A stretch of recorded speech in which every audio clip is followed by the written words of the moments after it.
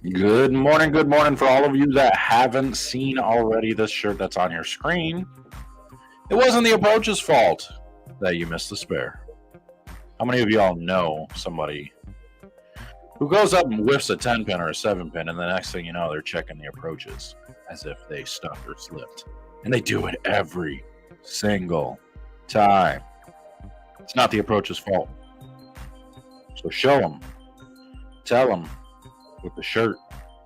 Link in the description. Link I just messaged, commented. You can get yours over there. And then we're going to talk about how horrific USBC is in Michigan. It's getting a little bit downright dirty and out of hand. I don't like it. A lot of people aren't really happy with it. So we're going to talk about it here in a minute.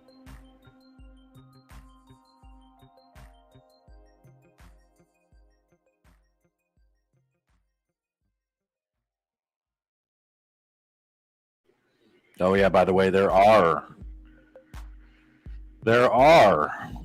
going to be discount codes. Actually, I think one of them is shut up. You can use that one, or bowl better. There are discount codes everywhere. You can get a percentage off these shirts. So make sure you use one of those discount codes when you do order. Get yourself a full team of shirts. If you know you're going to be bowling against some guy that constantly checks his approach, go ahead and get you some shirts. Maybe it'll give you an advantage.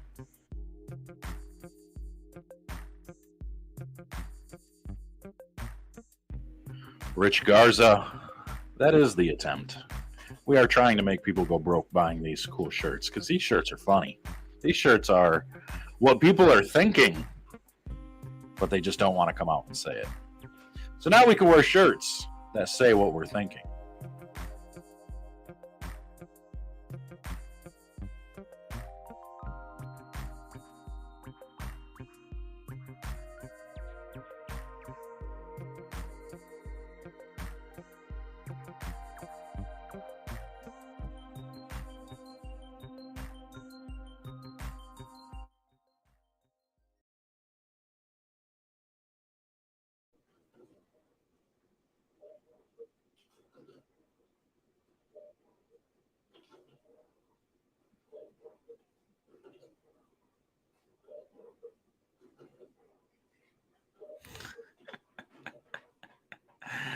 Ladies and gentlemen, welcome to the show, where we're going to talk a little bit about USBC. We're going to talk about some of these shirts. We're going to talk about all this stuff. Everybody loves these shirts. We do like these shirts, and we have sold quite a few shirts. But we need to sell more because we want to get the word out. We want people to be able to speak their mind.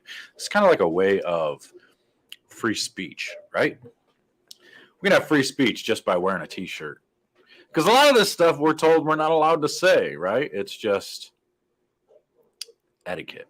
Just leave them alone. Just leave these people alone, and we'll be good. But I'm not going to leave them alone. And the funny thing is I fit a lot of these stereotypes. Like, I do a lot of this stuff. The sliding thing isn't me. That's just one that I think bothers me. I think that just annoys me for a second. But I'm the whiner. Like, I'm the complainer. When I'm bowling, it's like, holy shit, what the hell just happened here? Like, good grief. DJ Rose, what's happening? How we doing? So, yeah, I don't. One of my biggest complaints in bowling centers is when there's food everywhere. So I'm constantly wiping. Like, there's places where I can go, and I will be on the approach. I'll wipe my shoe off. I'll go throw a shot, come back, stand on the back of the approach, get ready to shoot my spare, and then I'll have to wipe my shoe off again because I've got food and crap all over my shoes, and I haven't even left the approach. Like, it drives me nuts. Yeah, how about the people who cross the foul line and say they never? Yeah, okay. That drives. I mean, in their defense, there's a lot of bowling centers that the foul lines and stuff don't work. The foul lights don't work, and they don't work properly. So, yeah. But if somebody sees it and it's obvious, like most of these new bowling centers, like you'll see it with a lot of PBA guys. PBA, of course, because PBA guys, they can't do anything wrong. PBA guys can't do anything wrong, so they never foul. So I don't know. It is what it is. All right. So today My favorite is when they kneel down and start wiping the approach with their hand, like they found. I mean, okay. Again, I'm going to defend, especially I'm going to defend the PBA guys because in a lot of places the approaches can get dusty. Like South Point, you go up there, those approaches after a couple minutes of practice, you start seeing shoe marks at the end of the approach because there's dust lining the tips of their shoe. So you start seeing where they stop sliding at the end of the approach, and there's dust everywhere. So some places can be pretty dusty, So. A lot of times it's all BS. People are just looking for an excuse, but sometimes it's legit. All right. So anyway, so the big topic today, I'm going to talk to you for a few minutes. I'm not going to stay on very long because I got work to do. I got to get ready to head to the shop. Got some balls to drill. But the big topic of the day is I bowled an event this weekend. Ran by USBC for the third week in a row. It's a USBC event. Michigan local, state, USBC event. There's a $50 entry into this. Nothing major, but we had 92 bowlers show up. Pretty good turnout for this. And it was bowled on a 38-foot pattern. And my dog is being really noisy, chewing on a bowling ball. But it was at the center that I bowl league in. It was on a 38-foot pattern. As far as my bowling goes, starting to make some strides in the right direction. I bowled 180 the first game, and then I bowled 250, 210 in games 2 and 3. And then I bowled 170 the last game. I just did all the wrong things, threw some bad shots. I ended up making the cut, winning a couple of matches, and I'm having an issue. I think I've got it figured out. I'm going to have to start taking some side video of myself because I think I get to a certain part in my swing where I'm getting my hand parallel to the ground before I get to the bottom of the swing. So it's starting to slip off my hand in some portion. So I'm going to have to be more firm in some area to try to make sure my thumb doesn't get parallel too early. Would you quiet down? Get that thing out of here. Good grief. You guys hear that? It's a plastic bowling ball that she's just playing with. I'll take it away from. Look, she's tore it up. This was one of those plastic bowling balls that you use with the plastic pins. She got her hands on it. We just gave it to her. So, but anyway, so at the beginning of the event, they made an announcement and they said, basically due to complaints, people are no longer allowed to use bowling balls that are not released to the public. Now, normally something like that wouldn't bother me. And part of me says, okay, I kind of get it. But at the same time, you're basically admitting that bowling balls are too big of a portion of how successful a bowler can be. So you want to go ahead and say that bowling balls are the bigger portion of bowling by making it to where a bunch of people. Oh, that's a good one. Put the phone down. You're up. Yes, that's next. That's coming. But I understand why people would have some complaints about that because not everybody has access to those balls. The problem with that is the bowling ball companies are the lifeblood of bowling. That's where pretty much all the money comes from. And these companies get these balls out to people like me to where I can use them and get them in front of people's faces, in front of people's eyes so they can see and we can do reviews and all that stuff. And so they can get a head start on the marketing and get people to actually buy some bowling balls. Same thing goes with staffers. Guys on staff, they get these balls a little bit early so that way they can promote the bowling balls, get them promoted before they're released. And it drives me nuts that these tournaments are going to make such a big deal about something like that. And again, I can understand a part of it, but I think it's ridiculous to think that I had 5 bowling balls that I wasn't able to use this week. I brought 12 in, and 5 of them I couldn't use because of this rule. So no top speed, no fate, no Zenu, no dark night road. And what was the other one? The hammer ball, the no 3D offset attack. Couldn't use any of those balls. So whatever. I mean, it is what it is. That's one of my gripes. The other gripe that I have is the prize fund. And I know most people are going to be like, oh, everybody complains about the prize fund. Just be glad 90 people showed up. Well, you keep doing this the way they're doing it. And, oh, yeah. Yeah, ripcord launch was in my truck. I didn't drill the carbide tank yet. But, yeah, I wouldn't have been able to use that either. So, crazy. But anyway, so my gripe, my biggest gripe is about the prize fund. This had 92 entries. Or let's do some math. I kind of want to do some math. Oh, boy. Yawning. Jim made me tired. All right, so we had 92 entries times 50, which is $7,050 into the prize fund. You know how much they paid out? Prize fund, total prize fund paid out. First place was $500. Normally you'd say, okay, 10 times your money, that's not bad. But they only paid out, I think it ended up being about 24. It was either $24.50 or $27.50 that they actually paid into the prize fund. Now, I know a little bit of money has to go into, lineage or whatever. So let's say, let's just say $1,000 goes to lineage. Let's just call it that, whatever it is. Where'd the other money go? 92. What did I do wrong? Did I do something wrong? Hold on, time out. 92 times 50. Yeah, 4,600. Why did I come up with 70? I'm stupid. My computer's stupid. My calculator is stupid. All right, so time out. There was still I'm still on pace here. So 4,600. All right, so there were, someone help me out here. Do the math with me. First place was 500. Right? So minus 500. Second place was 250. All right, so third and fourth place, I'm assuming was 150 because I lost in the round of 8. So 150 and 150. So we're down to 35.50 now. And then 4 people got $100 in the round of 8. So 400. Now in the round of 16, I'm assuming they got $75 for the round of 16. So that had been 8 more people at 16.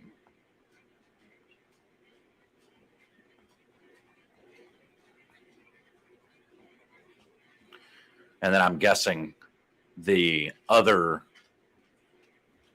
how many would be left then?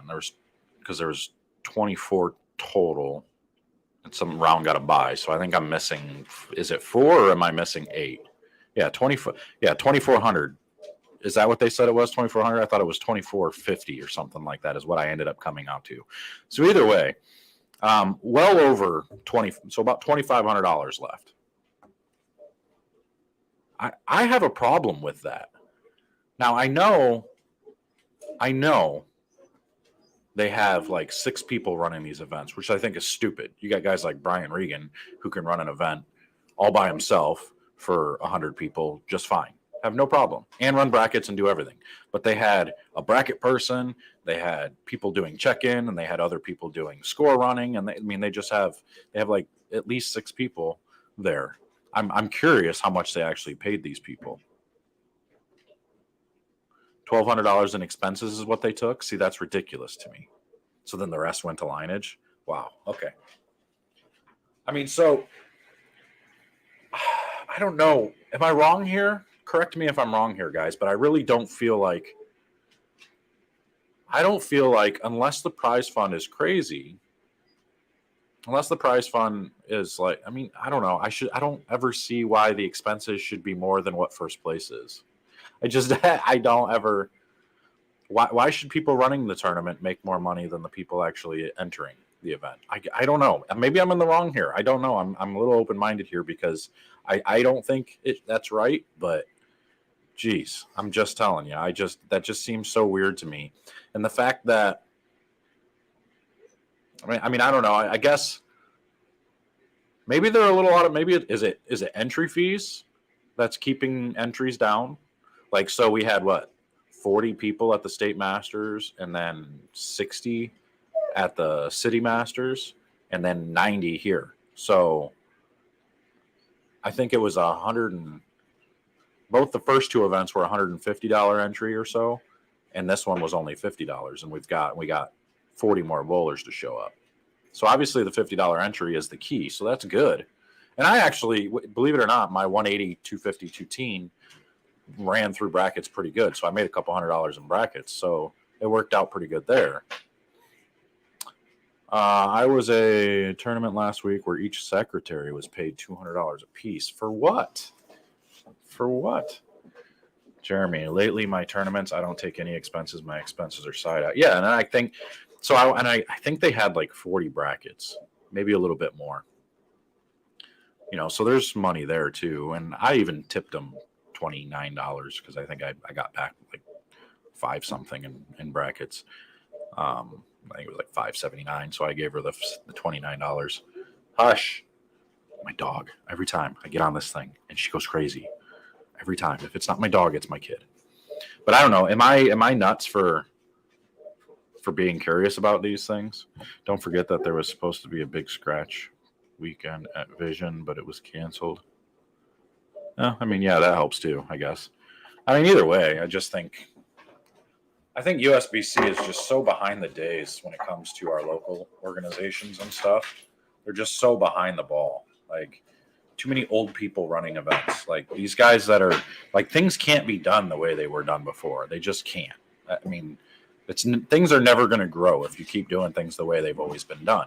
So, I don't know. It's really strange to me.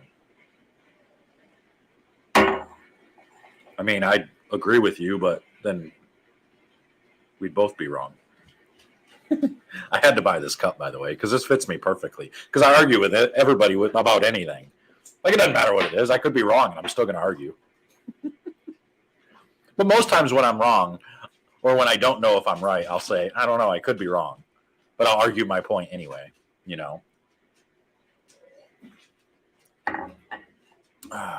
Super chat from Sniper again.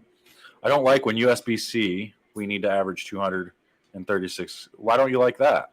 I actually, and no offense to anybody like this, I don't think it should be that, hey, there's that little peckerhead. I don't think that it should be even as low as 200 in today's day. Maybe back in the, 80s or before, 200 was a good number. But you should have to, maybe today, I think, and again, no offense to anybody, but I think it needs to be a minimum of like 220, 225-ish in order to be able to join the PBA and be able to bowl these events. Now, I get it. We're in a state where the game you can't really turn entries and stuff like that around. And the PBA benefits from people joining the membership and everything. So I understand both sides. I get it. But as far as entering tournaments and stuff, like it's difficult. I like the way the PBA is doing things as far as limiting fields and making priority lists. So you have to be so high in the points in order to be able to enter directly. And then you have to bowl the rabbit squads. I think that's great. Unfortunately for me, because I don't bowl all the events and I've been stinking it up lately. It makes me have to bowl the rabbit squads, which is fine. But that's how it should be, and I agree with it. So I don't mind bowling the rabbit squads. There's that little shit I was talking about. Nice bowl. This is the kid that beat me, and he bowled like 870 the day before or something crazy. It's unbelievable. This kid's getting good, so I'm not looking forward to bowling him in the next couple of events or whatever that's going on locally. So good bowling, Jacob, you little peckerhead. But yeah, I don't understand. A lot of this stuff. And everybody just says, well, just join the organization. Well, that doesn't work because so many people have tried to join the organization and everything just falls on deaf ears. Like every year we bowl the Masters and they come around and ask us for, what's our advice? What should we do different? We tell them, and then they run it the exact same way and they do all the exact same things the following year. I just don't understand it. And this isn't really me. I'm not trying to sit here and bash on USBC's, like the local USBC at all. Well, kind of, because they're sucking at what they do, but things need to change. Like, you just can't keep doing things like this and expect bowlers to be okay with it and just keep bowling. And then come to us and be like, well, what can we do to get people to bowl? Stop doing stupid shit. Like, seriously. But thanks, Sniper, for the super chat. I do appreciate that.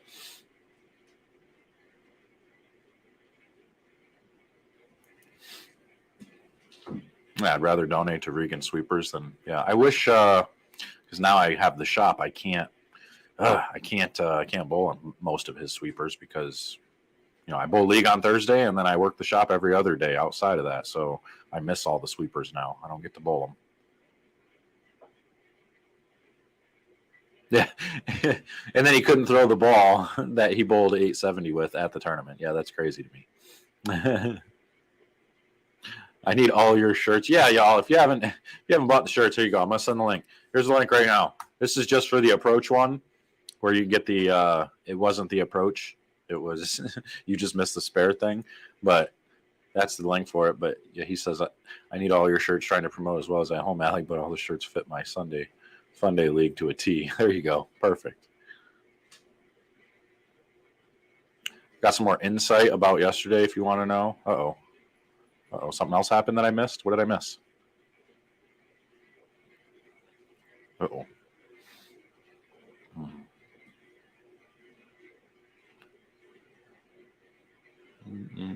Stop doing stupid shit. 33 weeks of league, 2 leagues, $25 due, plus side action comes out to $100 a week, so $3,300 a year. Still waiting on the prize list, but that's a lot of money going out. Yeah. You bowling in New York, Long Island? I don't know what's going on out there. The bad part is the ball that would have helped me wasn't the one I shot 870. Oh, I got you. Yeah. What we got here now? Will you be able to make a Rotogrip hyped solid video? I don't know if I'm going to be able to make that video because they don't send me the low end stuff. I could probably request it, but I mean, most of the times they don't send me the lower end or the mid to lower, mid lower stuff because it's. I mean, we pretty much know what that stuff does, right? A lot of that weaker end stuff, it's going to be cleaner and it's going to be a little bit less ball reaction overall. So it's the high end stuff they send me to make sure that I can show people what they're really capable of. So you want to send me the $100 to buy the ball or whatever, and then I can do a hyped solid video for you for sure. But thanks again for the super chat. There's a good one there. You kick the return better than you throw.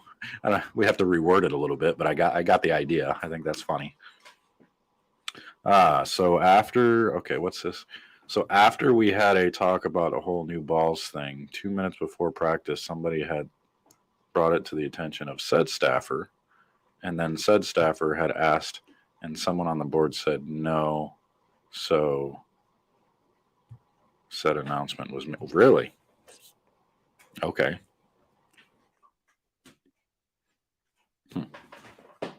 Interesting. I think at the end of the day, this whole thing is just garbage. I think. I think. I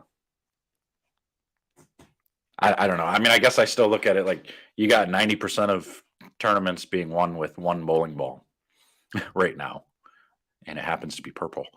And you get, and now they're trying to limit bowling balls you can use that are reactive. Like, what? Like, you should be giving us full access to any reactive ball so we have a chance to beat those purple balls. Even though I have purple balls myself, it's still hard to beat them.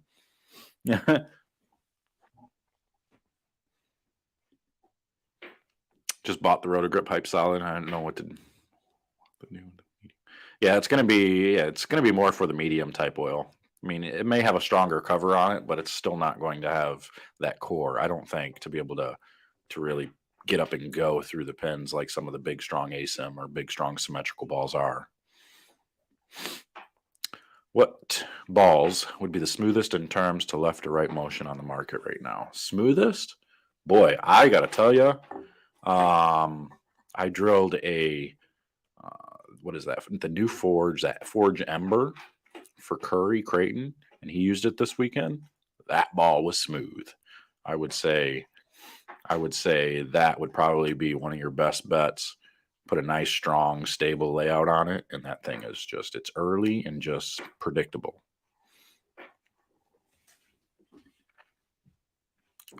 Why don't you agree that unreleased balls shouldn't be used? I'm kind of torn in between because the bowling ball companies, they are the lifeblood of bowling. That's where most of the money comes from. And these companies are trying to sell bowling balls, and the only way they can get some marketing out there, for the most part, other than social media, is to have guys throwing them. Have guys reviewing them and throwing them in events and league and stuff.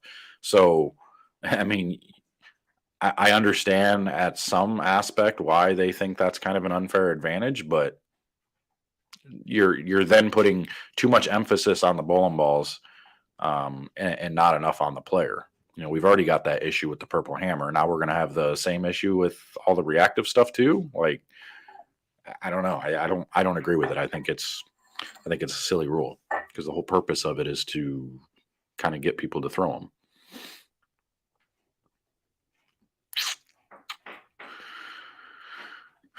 Coming on the podcast. Oh, what am I printing? Which podcast? I didn't know about a podcast. I didn't know I was doing a podcast. I have to find time for a podcast. Like, this time of the day is really the only time I usually have. I was told the decision was based on the opportunities of bowlers. So when I raised the question about the opportunity of the staffers promoting new balls and companies being showcased, it was ignored. Opportunities? You mean the stuff that's earned? Like, most of the times, I mean, I don't know. There's a lot of staffers that are only on staff because they own a pro shop or something. But either way, still, that's their job, is to promote those bowling balls. And they have the ability to promote them better than even a good bowler or a better bowler does, because they have a shop that supplies those bowling balls to people. So a lot of times these are earned type of things. Either you've got the accolades as a bowler to be on staff, or you're a pro shop guy that can sell things, or you're me who does reviews and throws it all over the lane so you guys can see what bad shots look like. So, I mean, there's that. When is your podcast there, DJ? When are you planning on doing it? On my Thursday night league last week, I'm averaging 178. I bowled 230, 250, 190. Nice. There you go. Good work. Getting that thumb out faster is important. However, the consistency of the thumb and that's where I'm having trouble, is like in that last match that I lost, like, I keep blaming tape because it just feels like I don't have grip on the ball. Like, it gets to a certain part of my swing and it just wants to start falling off my hand, which then makes you instinctively kind of grab at it a little bit, and then it throws your shot off target. Anytime that ball doesn't move on my hand in the swing, it was a great shot. But every other time, it's like, if I start to feel it slip off my hand just a little bit, and it just kind of feels like, to me, like, it's, if I don't change my tape every other game, that starts to happen. And it's frustrating. And I don't know what it is. I don't know if it's, like I said earlier in the podcast, is it where my thumb gets parallel too early and it's part of my swing that's making the ball kind of start to fall off? Because the ball starts to come off your hand once your thumb gets parallel to the ground. That's just how it goes. So if your hand is getting parallel at a certain point, which again is why we promote such tight thumb holes, you get the right angles, right pitches, you can tighten that thumb up as much as you want, and it'll still fly off your hand once your thumb gets parallel, assuming you're not squeezing. But man, it's just, I don't know. I got to figure it out. I'm going to have to take some side video of myself to be able to see, is my thumb getting parallel at a certain point. Yeah, I could probably do it tomorrow at this time. It would just have to be between 11 and 1 at this time. I think that's the problem with the industry, though. Balls are the only focus. I think Darren Tang said it on his latest vlogs, to the tune of, I can just drill XX ball and not change anything. That's what people think. In league, that's definitely true. I would say I agree with that. In league, it's, I could just drill a little bit stronger ball, or I could drill a little bit weaker ball and never have to change anything. But when it comes to the elite level, at the tournament level, it still takes hand positions, touch, getting proper ball roll, those types of things are still very important, more so than the bowling balls at that level. Unless you can just throw a purple hammer the whole day, then you're good. But I say that jokingly, even though I'm not really joking. But yeah, I mean, it is getting to that point though in league where it's like, man, I don't have enough. I can just go drill a ball, and now all of a sudden I'm a 240 average bowler again. So I don't know. I don't like that the game has become so much about matching up bowling ball wise, because you can go somewhere. That's why the patterns are so important. If the patterns are too hard, you're going to have somebody that just happens to match up, grabs the right ball, and they're going to run the field over. And everybody else is going to struggle. If the pattern's too easy, too many people match up, and now the scores are through the roof, you got to there's an in-between there. You got to, you can't make them too hard. You can't make them too easy, in my opinion. I think there's an in-between you have to find, So sometimes I fight with my release just to not overthink and stay relaxed and consistent. I think a lot of it, honestly, in my opinion, I think a lot of it has been for me too, is the thought process behind staying relaxed is kind of not the opposite. You'll stay relaxed with your hand, but stay aggressive with everything else. Be aggressive, attack your target. I'm not saying use muscle and throw the ball, but just be aggressive in your technique. Be aggressive in what you're trying to do, so that way you can keep the shot online. You're going to start seeing a lot of inconsistencies when you're really trying to over-exaggerate, super slow feet or less grab or pushing the thumb back. There's little things that it's going to take practice to incorporate certain things and make them exactly how you want them every single shot. It's not going to be an overnight thing. You're going to have to put weeks or months or even sometimes years into practicing a certain technique before you actually get good at it. So that's that. Anyway, so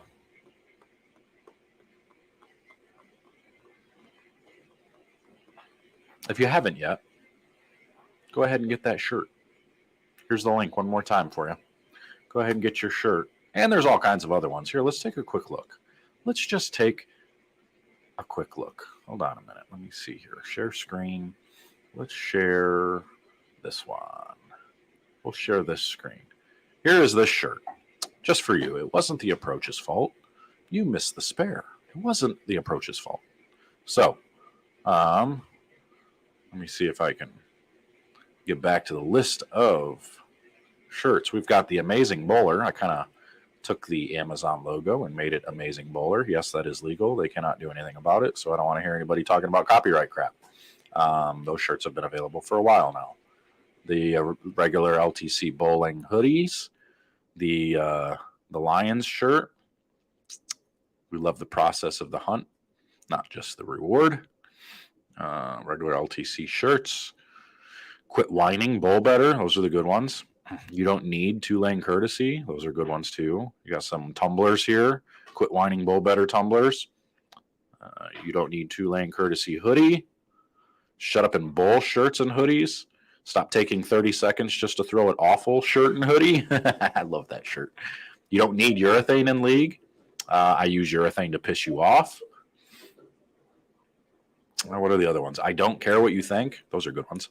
2 hands for life. You even got a coffee mug there. You even got a coffee mug for the 2 hands for life if you want. 2 hands for life t-shirts.